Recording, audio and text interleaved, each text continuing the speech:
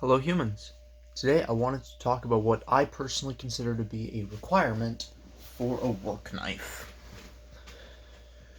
So, first and foremost, what am I meaning by work? I worked construction for 3 summers, so I'm basing it off of that, specifically trades, construction, labor work. So, off that, let's get started, I guess. First thing first, that I consider an absolute necessity for any knife that I have on my person whilst at work, it has to fit in my pocket, which means any type of outer pocket sheathed knife does not work for me, and here's why. Oftentimes, if you're going onto a roof or anything like that, you're going to be required to wear a harness, or even if you're doing framing or anything like that, you need a harness in order to carry your extra pouches of nails, your nail gun, stuff like that. And so having something extra on your belt just makes that so much more of a pain to do. You have to work around it all the time. Occasionally you have to take it off. So any type of outer sheathed knife, unacceptable. Removed. Second thing is it has to have a strong, reliable locking mechanism. Any knife that I have on me at work is going to be used as a tool, which means on occasion it's going to have to do stuff like prying. It's going to have to do stuff like twisting, chipping, weird tasks, scraping tasks. So something like a non-locking knife, specifically even something with as heavy of a backspring as this, I don't trust it to be in my pocket. As simple as that. Thirdly, bring everything in a bit.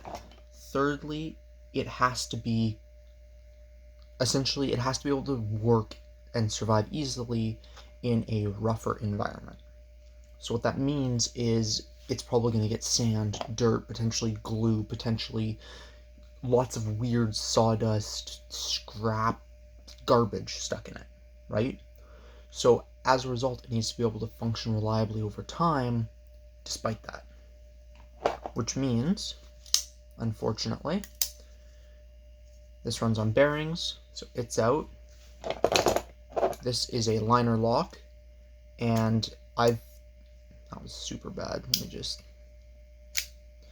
In my experience, liner locks really like to get sand inside here and get super gunked up and super difficult to open, so as a result, I'm actually going to say no liner lock. So that's that guy and this guy. This one here's a little bit better. It's a little bit harder to get sand in there, but as soon as you get sand underneath that lock bar, it is such a pain to close. So unfortunately, both of these knives are going to be removed. Alright. That really whittled down sort of my general selection of knives very, very quickly. But up next, we're going to say it has to have a pocket clip of some sort. So that's going to remove knives like this, which would be removed anyway based on my next rule, but whatever. So the reason why it has to have a pocket clip is because it has to be accessible easily in my pocket. So even something like a lanyard, which I normally do use when I'm not at work on knives to make easy to pull them out of my pocket, I actually don't trust enough. It can easily fall into a pocket, and then if I have to go digging around in my pocket, especially if I'm wearing gloves, and only have one hand to do it, just becomes such a pain to do. Unfortunately, that also goes for my Morinith Eldris and my Buck 110. So, first thing first, this leaves me with 3 knives. Of these 3, 2 of them I would consider to be acceptable for work. And we're just going to go right off the bat. Gerber flat iron, no. Here's why. First off, it does not have a very robust grind. As you can see right there, it has a hollow grind, which makes it an extremely, extremely risky knife to be putting to work, prying with the edge, or even lots of like heavier duty cutting tasks that you'd normally see in work, completely unusable. The steel, and just generally, I don't trust this knife very much. It's as simple as that. I do not trust this knife in my pocket. Although it does have a clip that I like. So it's already been removed, but as far as pocket clips go, I want a deep carry clip.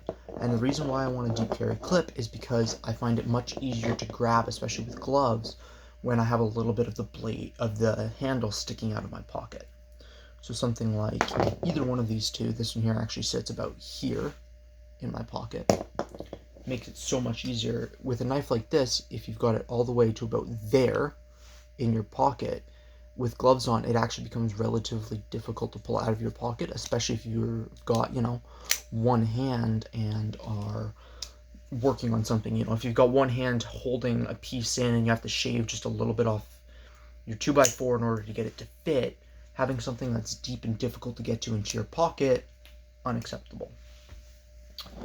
Both of these knives I do trust. They have flat grinds. They are secure locking mechanisms without very many parts that sand, dust, or debris can get into. They are fairly reliable to use, and despite the fact that I did have to modify this knife here in particular, it's a good, easy knife to work with. Some other points that they both make are they are not so expensive that I don't want to harm them. I'm perfectly comfortable using either of these knives for work, and as a result of being comfortable using them for work, I'm going to break down what I mean by I'm comfortable using them for work. First off, obviously, is price. I'm not going to want to use a $200+ folding knife for difficult tasks every day. That's not to say I'm not willing to use it for hard work. I've done some whittling with this. I've done lots of cardboard and stuff like that with this. But at the same time, I don't want to be every single day basically torture testing it, right? It is knife abuse putting it to constant work like that. And I do trust that this would hold up. I don't want to put that wear and tear on a blade unnecessarily, right? Even something like this at $130 Canadian, I don't want to be using and abusing. Now, I do understand that this particular CRKT is about 80 Canadian. I got it cheap. I got it for about 40 at a secondhand store because secondhand stores are great. But some other things that it means are easy to clean and maintenance. Both of these knives are easy to sharpen, but still hold a fairly good edge, and very easy to clean out if I have any issues. This right here runs on washers. I don't even have to fully disassemble it to take the blade out, clean it, and reassemble it. I simply need to take this pin out. There's nothing for most of the back, and boom shakalaka. I can take the blade out and the washers out, clean it, and put it back together without ever having to touch the body pins, which actually means I can do it with a flathead screwdriver if I need to, which means I can do it on break at a job site with no difficulty, which is very important to me. There's pretty much nothing that can actually break on this Opinel.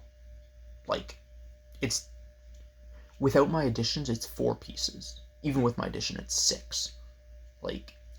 And these are knives that I do, and will continue to carry at work.